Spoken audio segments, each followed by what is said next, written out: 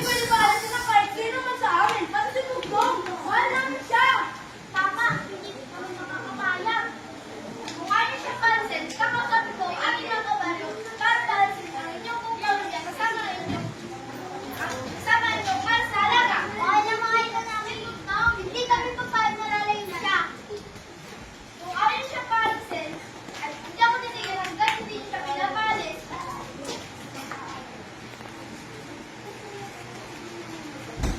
Kaya alis na ba talaga si Bugtong? Mga anak, huwag kayo mag-aalala. Wala, pwede magpaalis sa atin. Kahit na si Bugtong. Kahit magagalit ba ating mga kabaryo dahil di natin sila sinusunod? Wala maalis sa atin.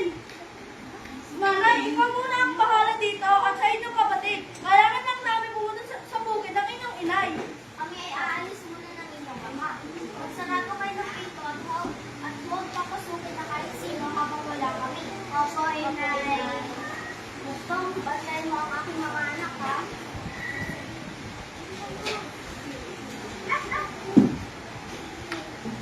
Sa loob ng bahay nakikipaglaro ang magkapatid sa kanilang aso nang biglang may kumatok sa kanilang pinto. Binuksan ni Manay pero walang tao. Sino kaya ang kumatok? Ate, sino ang kumatok? Sino na yan? Ate, sino ba?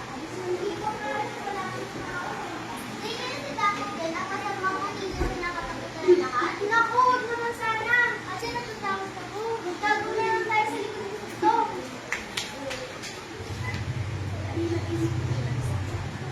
Aha! Huwag na kayo magtago mga bata. Tagal mo yung kakain ko. Inyong mga bituka.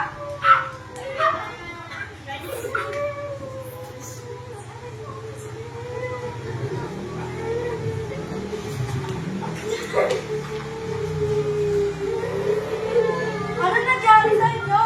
Ba't kayo nag-iiyakan? Makakain na kami mga anak dahil wala kami dito. Nawalas mo sa manin. Bugtong, nalabi sa iyo, hindi mo ako pinapayaan. Ang aking mga anak, hindi kami nagkamali na mahalin ka.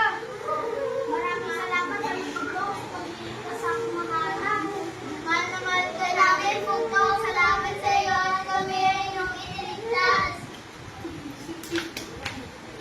Dahil sa katapangan ni Bugtong, kumalat sa kanilang baryo. Simula na hindi na nila tinawag na malasakit na aso at hindi na sila pinaalis sa kanilang baryo dahil dito hinayaan nila si Bugtong na manatili at kumalat na kahit saan ng itim na aso. Bugtong, Kevin. Hello. Tatay Dongso. Nanay Jaya.